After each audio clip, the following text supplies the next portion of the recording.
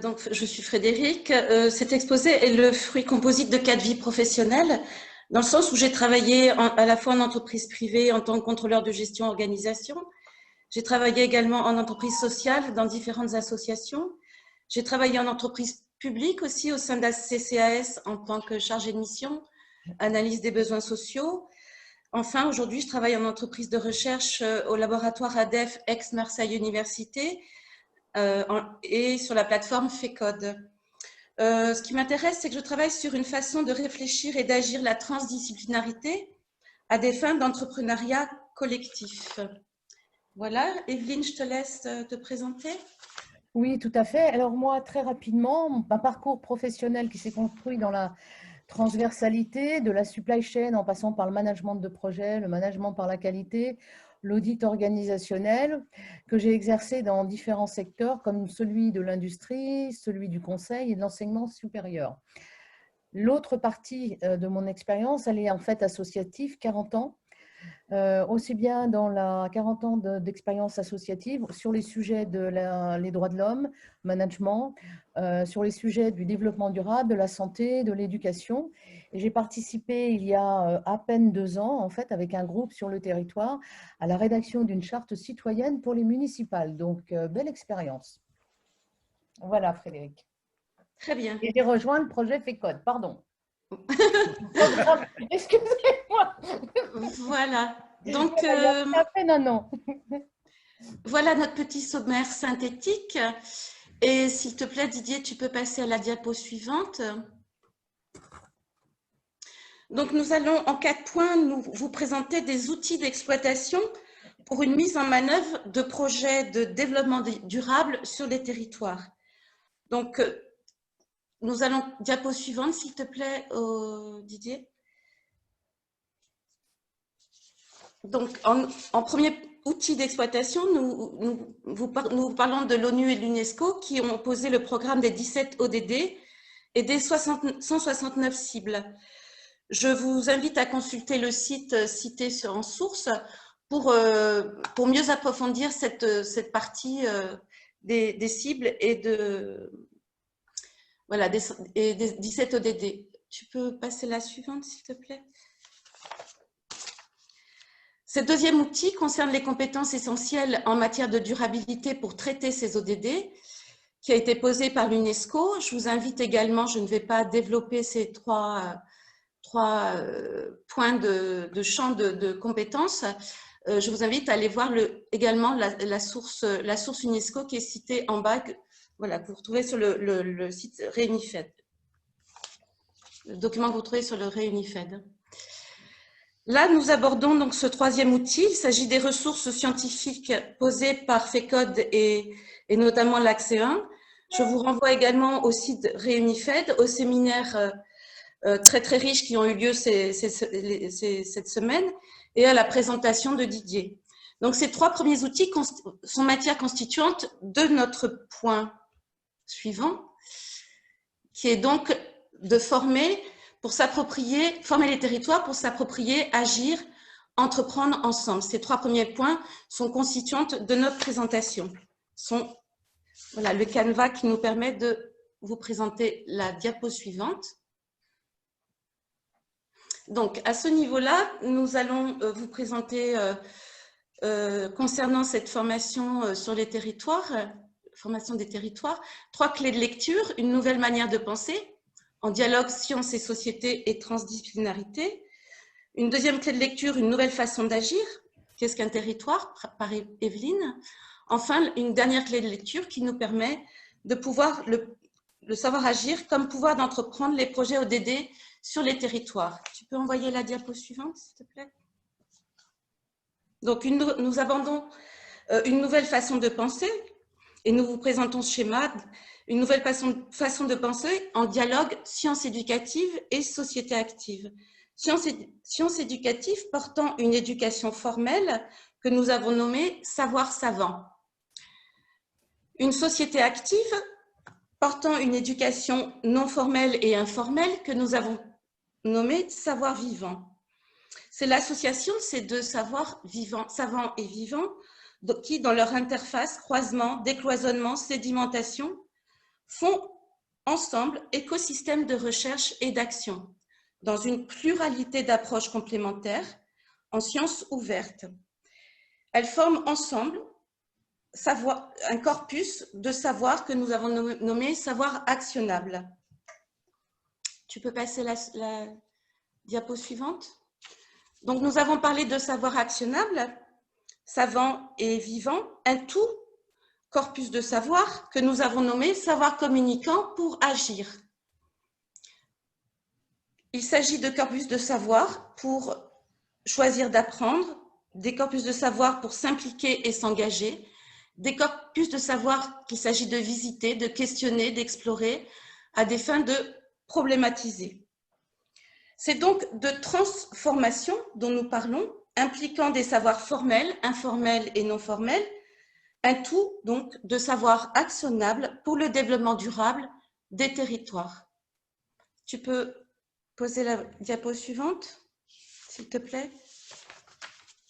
Au sens de transformation, nous abordons ici la transdisciplinarité par le schéma ci-dessous que j'ai emprunté donc à Rachel, qui nous exprime par une courbe ascendante, voilà, plusieurs étapes.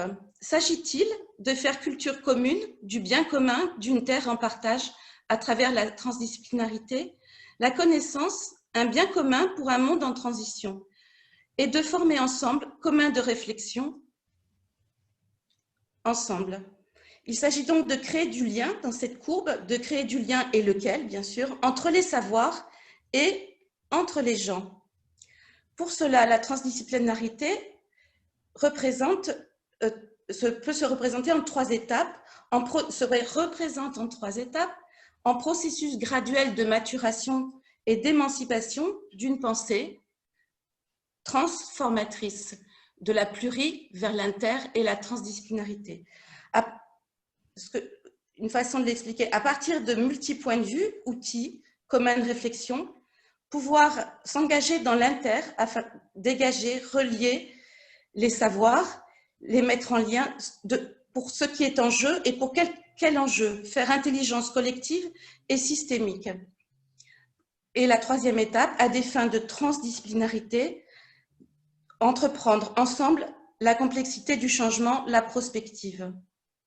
Je vous invite à consulter en annexe 1 de ce diapo ou de celui qui est mis sur le site, la charte de la disciplinarité qui est constituée en 15 articles et qui illustre aussi la posture transformative du citoyen de demain. Tu peux passer à la diapo suivante, s'il te plaît. Dans le sens de cette pensée transformative pour agir et entreprendre ensemble, je vous présente ici le champ de l'ASS dont certains acteurs, écosystèmes d'acteurs sur les territoires ont fait écosystème d'action ODD. J'ai visité un ensemble de structures sur les territoires, c'est tout ce qui est en orange, et j'ai positionné ces 4 dimensions territoires, les territoires visités en 4 dimensions, méta, micro, mezzo, macro. Je vous ai donné dans le désordre. Ce qui est intéressant, c'est qu'après exploration, interview, film, voilà, participation dans certains programmes de recherche, etc., nous pouvons dire que toutes ces dimensions sont convergences au niveau des acteurs dans leur posture transformatrice, et ces acteurs agissent ces écosystèmes d'acteurs agissent la transition par les ODD en entrepreneuriat collectif. L'ESS est engagé et considéré aujourd'hui comme levier, vecteur transformateur du monde de demain. Voici ma présentation ESS d'un champ actif. Je laisse la parole maintenant à Evelyne pour son état des lieux d'un territoire. Qu'est-ce qu'un territoire? Oui, juste, hop, 2 minutes, voilà. Alors, moi, je vais d'abord vous parler, non pas de formation, mais plutôt de ce qui se passe sur le terrain avant même de pouvoir intervenir en formation, puisque la formation que vous venez d'évoquer, c'est bien la transdisciplinarité. Donc, en fait, qu'est-ce qui nous manque avant de pouvoir poser les cursus de formation. Alors, cette présentation, elle s'appuie sur une étude et une analyse de plusieurs sociétés, associations ou laboratoires. Le premier laboratoire en fait que j'ai interrogé, c'est-à-dire interrogé par mes lectures des analyses qu'ils ont produites depuis 2006, c'est le RAMO. Le RAMO en fait est un laboratoire de recherche opérationnelle qui a cette particularité, c'est en fait de s'appuyer sur la réalité du terrain pour en extraire toutes les pratiques et modaliser celles qui sont les meilleures. Ils travaillent pour cela avec différents laboratoires, universités ou chaires. Et les rameaux, en fait, a été fondé par le secrétaire général de la Fondation à l'enfance. Alors, j'ai peut-être écorché son nom, excusez-moi, Charles Yedisk, qui à l'époque, donc en 2006, était secrétaire général. Et lorsqu'il a voulu ouvrir le numéro d'urgence pour le mettre à disposition des enfants, il a interrogé tout son écosystème et en fait, personne ne pouvait l'accompagner. Ben, il s'est dit, puisque personne ne peut m'accompagner, autant remplir ce besoin moi-même. Et il a donc créé le rameau. Et à la suite de cela, plusieurs partenaires comme le MEDEF, la Caisse des dépôts et tout un tas d'autres parties prenantes sont venus le rejoindre. Il y a également une autre branche du rameau qui s'appelle l'Observatoire des partenariats, qui aussi est très riche en termes de documentation et de retour d'expérience. Je vous parlerai aussi d'extraits du webinaire du comité 21 qui s'est tenu l'année dernière. Et je rebondis sur ce que disait tout à l'heure Céline, un extrait du Conseil national économique dans son rapport de janvier 21 qui, en voulant faire un lien entre le rapport de la productivité en France depuis une quinzaine d'années, met en exergue en fait certains éléments sur les compétences qui pourraient manquer à nos étudiants. Voilà. La présentation de la structure de cette présentation va s'articuler en deux temps. Qu'est-ce qu'un territoire? Quelles sont ses fragilités et sa capacité à mobiliser et pour quel levier prioritaire? Ensuite, ce que j'appelle le retour d'expérience à la fois sur ce qu'ils ont dit et ce qu'ils ont vécu. Et enfin, la conclusion qui sera faite par 1, 2, 3, par Frédéric. Voilà. Alors, au niveau… Non, excuse-moi Didier, est-ce que tu peux encore rester? Voilà, pardon. Alors, moi, il m'a paru intéressant d'aller voir un petit peu ce qui se cachait sous la notion de territoire. Donc, hier, Rachel a évoqué une étymologie. Moi, j'ai repris celle de territoire, qui en fait, et là, je m'appuie pour l'étymologie sur l'université d'Orléans-Tours, donc bien connu de Rachel, territorium, donc un mot latin apparu au XIVe siècle et qui en fait n'a été utilisé qu'à partir du XVIIe siècle. Il a migré de territorium vers terra, et terra en fait signifie terre. Donc ça, je trouve que c'est intéressant.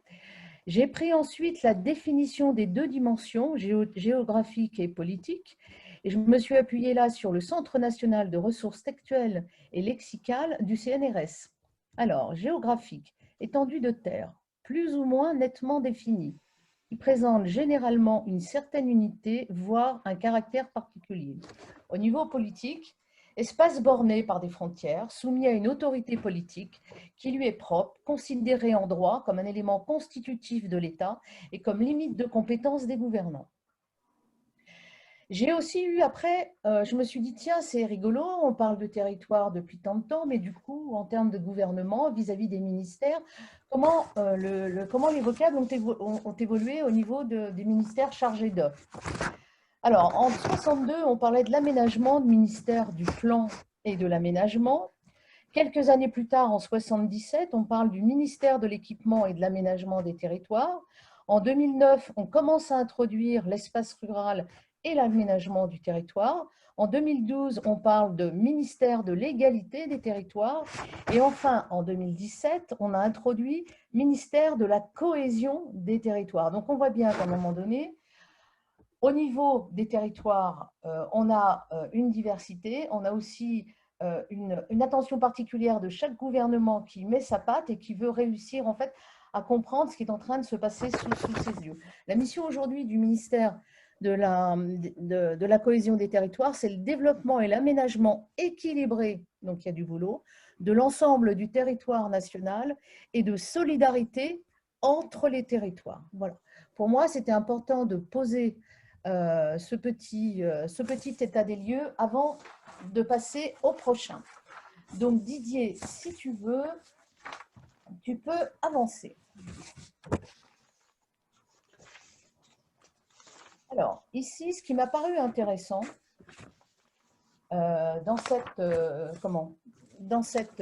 sur cette planche, c'est de voir qu'en fait, on a le Rameau, enfin l'Observatoire des partenariats a fait en 2019 une étude sur les différentes régions. Alors, les régions aujourd'hui, il y en a 12 au niveau de ce que l'on appelle la métropole. Il y a à peu près 34 000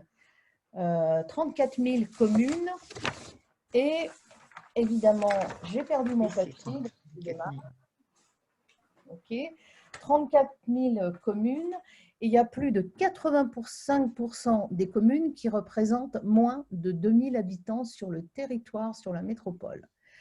Et il y a 1,05% des communes qui ont une population comprise entre un peu plus de 20 000 et 100 000 habitants. Donc 85% quand même du territoire, c'est moins de 2000 habitants. Si on regarde, je vais agrandir un petit peu parce que je ne vois pas tellement bien. Si on regarde cette évaluation qui a été faite sur les territoires, en fait, il y a eu une question posée qui a dû être notée, là, c'est par les citoyens. Je vous présenterai tout à l'heure la réponse des collectivités territoriales. Il te reste 7 minutes. Hein. Alors, je vais aller très vite. En fait, quand on regarde ça, on voit deux choses. Donc, on s'aperçoit rapidement que les fragilités, qui sont donc en couleur jaune et bordeaux, sont, si on trace une médiane du nord au sud, on s'aperçoit qu'elles sont complètement à l'est. Majoritairement, les fragilités des territoires qui ont été exprimées sont l'emploi, le chômage, l'insertion, le pouvoir d'achat. J'avais également autre chose, le pouvoir d'achat. Et on voit que les transitions énergétiques, la sécurité ou la mobilité des transports apparaissent très peu. Tu peux passer, Didier, je vais accélérer du coup. Voilà. Donc, on constate une fragilité des territoires. On constate aussi un écart énorme entre une France qui serait complètement à l'ouest et une France qui serait complètement à l'est. Et la question a été posée en fait aux collectivités territoriales et qui ont classé en fait les réponses des citoyens, donc l'ensemble des priorités qui ont été évoquées, en 4 grands domaines. Le premier domaine, ça a été celui de l'économie. Le deuxième domaine, ça a été le sociétal. Le troisième domaine, ça a été le social. Et le quatrième domaine, ça a été l'environnement. Le premier domaine, qui arrive à hauteur de 28%, et le second, 25%, le sociétal, font 63%, représentent pour les collectivités territoriales 63% des fragilités à résoudre sur le territoire. Et quand on pose pour les territoires. Et quand on pose la question aux territoires en leur disant, écoutez, comment on fait maintenant pour mobiliser, qui pouvez-vous rassembler? On s'aperçoit que 56% au total ont la capacité de rassembler, avec des divergences énormes entre la Bretagne, par exemple, et puis la région, vous voyez ici, à 44%. Et comme par hasard, toute cette région de l'Est de la France, qui n'arrive pas en fait à mobiliser, a aussi les plus grandes fragilités. Tu peux passer… voilà. Quand on pose la question comment réduire ces fragilités, donc on l'a vu avec la capacité à mobiliser, l'autre question, ça a été, et si vous aviez un choix à faire entre ces trois critères, les règles et les normes, une vision partagée des enjeux et des fragilités, ou un projet d'action en commun, à 48%, pardon, ils répondent un projet d'action en commun.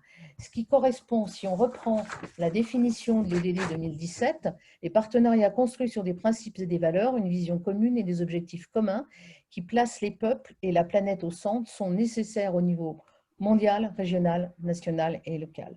Et dans le verbatim de cette enquête, toute partie prenante confondue, ils ont exprimé l'idée que le projet d'action commun, ça représentait quoi? Le puits au milieu du village et surtout le forger ensemble qui est pour eux garant de l'efficacité des actions accomplies. Maintenant, quand on interroge justement les ODD 2030, on s'aperçoit que plus d'une personne sur deux interrogée ne les connaît pas, voire pire, ne s'y intéresse pas, mais qu'en contrepartie, 50% y ont un intérêt certain. Donc, je vais terminer rapidement sur ce qu'ils ont dit parce que je pense que ce sont des gens qui sont au fait des partenariats de l'ODD 2007 sur le terrain. Tu peux passer, je pense, 2 diapos, Didier. Voilà, ça, je l'ai commenté. Voilà. Madame, non, tu peux passer. Madame Moreau, qui est ambassadrice pour l'action extérieure des collectivités territoriales. Elle, est-ce qu'elle rencontre une difficulté opérationnelle très forte, un système politique très vertical qui vient en fait percuter l'horizontale. Elle explique également que tout le monde est d'accord pour travailler ensemble, mais quand il s'agit de partager la gouvernance ou de même voir de la prendre, eh bien, effectivement, là, il n'y a plus beaucoup. Tout le monde veut être chef de projet ou chef, mais personne ne veut en fait renoncer un peu à son expertise ou à quelques critères pour aller vers quelque chose de plus grand que soi. Donc, ce qu'elle nous dit en conclusion, c'est que on n'est pas formé en fait à faire alliance, donc bien-être collectif versus compétition et individualisme. Et ça, on le retrouvera dans un graphe que je vais vous présenter tout à l'heure et qui rejoint un petit peu ce que disait Céline sur la capacité à travailler ensemble. Donc, en conclusion… Il te reste 2 minutes. OK pour faire ensemble, mais sur le terrain, exactement l'inverse. Ce qui a été, ça je vais vous le laisser lire parce que c'est aussi intéressant, mais je ne vais pas vous le commenter. Il n'y en a qu'une que je vais vous commenter. Une réponse qui, moi, m'a paru fondamentale et que j'ai déjà évoquée lors de réunions FECODE, c'est qu'en fait, il y a pléthore d'acteurs sur le terrain qui tirent tous chacun d'un côté, en voulant faire le meilleur. Et qu'à un moment donné, là aussi, il y a peut-être des enjeux d'alliance à faire pour que, en fait, on puisse, un petit peu comme les nénuphars, travailler de façon plus efficace. Il y en a juste une, si tu peux revenir un petit peu en arrière, Didier, et puis je vais vous laisser encore. Alors, voilà.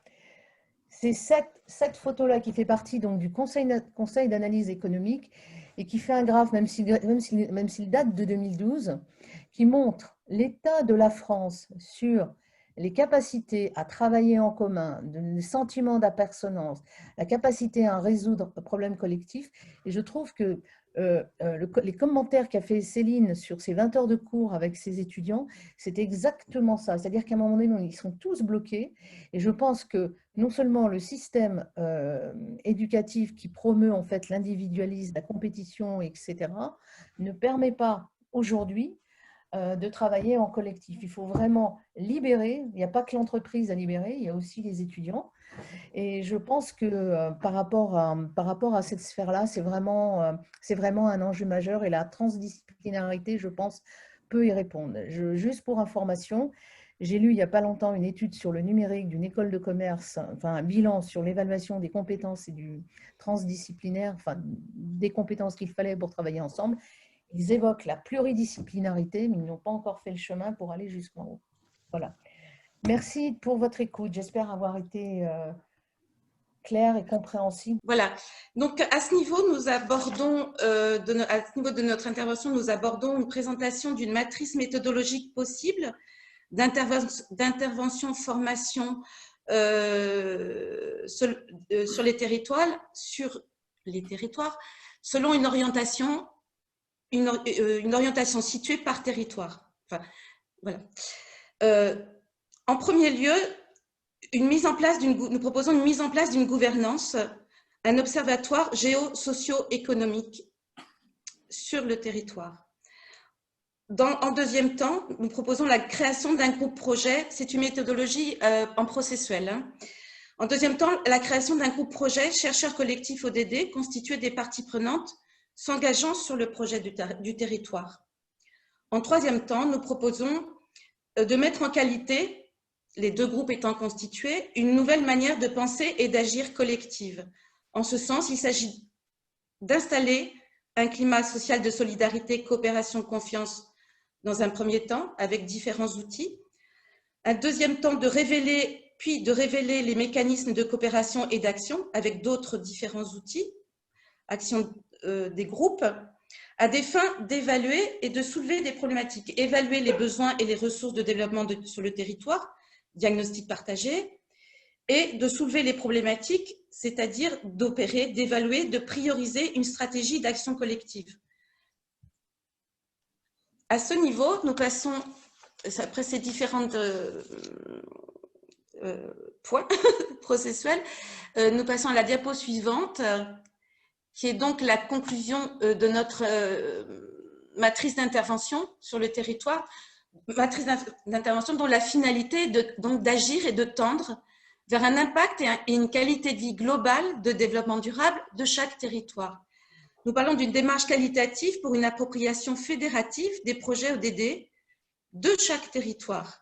Une démarche qualité de chacun et de chaque territoire dans le sens éclairé par sa manière d'agir, l'attitude, le comportement, la conduite, de chercher sa voie à travers un ensemble de possibles. Pour faire transition durable et en complémentarité de cette matrice d'intervention, je vais vous parler de quelque chose qui n'est pas inclus dans ce PowerPoint, donc, et de vous proposer l'idée, pour faire culture commune et transition en conduite accompagnée, je suggère la création, l'implantation, la co-construction d'un tiers-lieu sur le territoire, sur chaque territoire, un tiers-lieu virtuel ou présentiel, dédié à l'entrepreneuriat solidaire du développement durable. Un tiers-lieu, cœur d'échange, de partage, invitant les différentes parties prenantes du territoire de 6 à 99 ans. Un tiers-lieu où on peut s'engager, se retrouver tous en lien des projets de développement durable du territoire.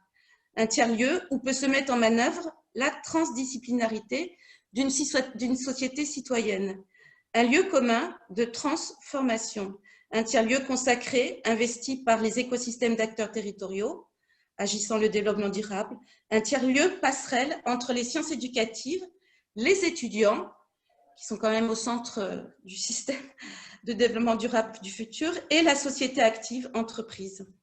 Un tiers-lieu où peut s'organiser des conférences, des rencontres, des cours, des formations, des simulations, telles que la COP21, on l'a vu sur les séminaires précédents, telles que la fresque du climat, telles que l'exemple de Céline, je ne sais pas si j'ai bien noté Céline, l'exercice du climat du territoire, des ateliers, sorties bains de sens, tous dehors, et surtout un tiers-lieu incubateur pour nos réseaux étudiants qui leur permettent de côtoyer toutes les parties prenantes et de pouvoir puiser dans toutes leurs stages, leur expérience, leur volontariat au sein des différentes entreprises constituées dans ce tiers-lieu.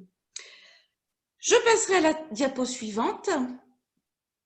En ce sens de transition de conduite accompagnée et de tiers-lieu virtuel, qui est un petit peu la façon dont nous fonctionnons quelque part au sein de la plateforme FECODE Axe 4. Et selon nos derniers travaux de réflexion de notre collectif de travail, nous avons posé 3 formats de formation action possible à l'issue de possible. Un premier format de formation groupe de travail terrain pour tester l'accompagnement en territoire micro selon une approche située d'une problématique définie sur le micro-territoire. Un deuxième groupe de travaille sur les aspects méso-macro selon une approche stratégie interactive des territoires. Et enfin, un troisième groupe de travail en vision méta travaille selon une approche trans-territoriale. Donc, vous avez bien compris qu'on est en méso-micro méta et que c'est une combinatoire d'ensemble pour vous apporter ce que nous présentons aujourd'hui et pour alimenter nos matrices d'intervention sur les territoires. J'aborde maintenant la dernière diapo, s'il te plaît, Didier.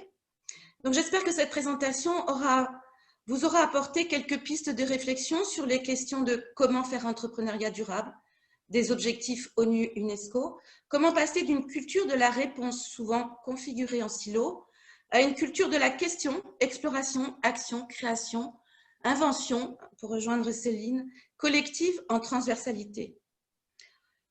En ce sens, je vous invite à venir nous consulter et ou constituer partie prenante de notre groupe de travail FECODE Axe Territoire, afin de configurer avec vous groupe formatif au projet ODD sur les territoires et de constituer aussi, de venir travailler, phosphorer en laboratoire commun de réflexion d'une science ouverte.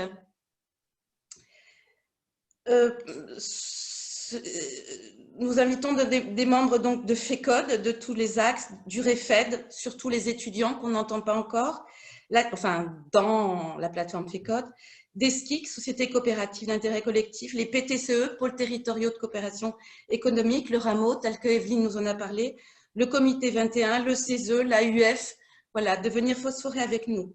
En conclusion, ne s'agit-il pas d'entreprendre ensemble un apprentissage d'une société citoyenne mondiale en recherche de sens, de justice sociale et environnementale? Je vous remercie de votre attention. Nous vous remercions de votre attention. Merci à toutes les deux. Voilà. Le temps des questions, je fais ce que j'avais anticipé. Je vous montre juste la charte que vous avez montrée. Les questions importantes, c'est évidemment comment on transmet, c'est la question de Lucien Blaise Coana, comment on transforme tout ça et comment on transmet tout ça en direction de nos amis africains et avec eux. Après, pour le reste, c'est félicitations, très riche. Et je crois que quelqu'un a rappelé que Jacques Lévy et Michel Lusseau étaient quand même des grandes références en matière de géographie. Je crois que c'est, je ne sais pas qui l'a dit, mais enfin, Denis. Voilà, et je dis la même chose puisque c'est des amis et que je les connais bien. Donc, je ne vais pas dire le contraire. Alors, voilà, la question, c'est surtout comment on travaille ensemble et on transfère ces outils. Est-ce que j'ai bien traduit, Lucien Blaise? D'autant qu'il faudra bien s'y mettre, puisque dans très peu de temps, tout le projet va démarrer, puisque le master ouvre au Cameroun, et que Lucien Blaise et tous les autres, vous allez être fortement mobilisés sur ces questions. D'où l'importance de son questionnement. Exactement. Et du travail qu'il y a à faire avec lui aussi, voilà. avec nos amis aussi. Oui, sur la question de transmettre tout ça, j'inviterai ce monsieur à venir discuter avec nous, dans le sens où c'est justement en mettant en place une gouvernance, voilà, dans un premier temps géosociaux, et à l'issue des échanges et entre voilà, déjà ce premier groupe collectif, que déjà va émerger le travail en intelligence collective de vous, monsieur, et de nous, différents formateurs ou accompagnateurs de territoire, pour déjà sélectionner les problématiques, qu'est-ce qui vous préoccupe, dans quel cheminement de développement durable vous êtes. C'est ce que j'ai signifié en premier lieu dans la mise en place d'une gouvernance, puis dans la deuxième… Alors, ça, je ne vais pas reprendre les 4 points, mais c'est simplement vous expliquer qu'à chaque étape est constituée de dialogue, hein, de sciences et société, de vous et de nous, pour bien comprendre vos besoins, votre situation territoriale, vos problématiques. Et nous avons, et ça, nous pourrions en discuter hors antenne, différents outils à vous proposer à chaque étape présentée dans ce diaporama. Lucien, est-ce que c'est une réponse attractive? Voilà, Lucien, on te remettra en contact par le listing mail pour que tu aies accès à ça. Je vous mets ça aussi en relation avec ce que nous proposait Muriel Cordier de l'AUF hier soir. Oui. C'est via les programmes actifs où justement on est en plein sur ces questions-là. La carence dans l'Afrique centrale ou dans l'Afrique de l'Ouest étant justement sur l'économie sociale et solidaire et sur les processus collaboratifs. Donc on a encore du travail là-dessus. Et la question de Lucien amenait au comment. Vous avez proposé un certain nombre de postures, d'outils sur lesquels je crois que vous serez amené à échanger. Oui, tout à fait. Il insiste d'ailleurs sur vraiment le besoin de transposer les outils FECODE et la manière de se les approprier. Hein. On est bien d'accord qu'on est sur 4 axes FECODE qui sont transférables à la réponse de Lucien. Oui. Avant de passer la parole à Denis, je voudrais insister sur l'importance de la diapositive que vous avez présentée ici, qui correspond fondamentalement aux 3 axes de l'appel à projet FECODE Territoire pour le mois de janvier, que vous allez repréciser, mais c'est fondamentalement les 3 grands axes d'appel à projet pour le mois de janvier à juin.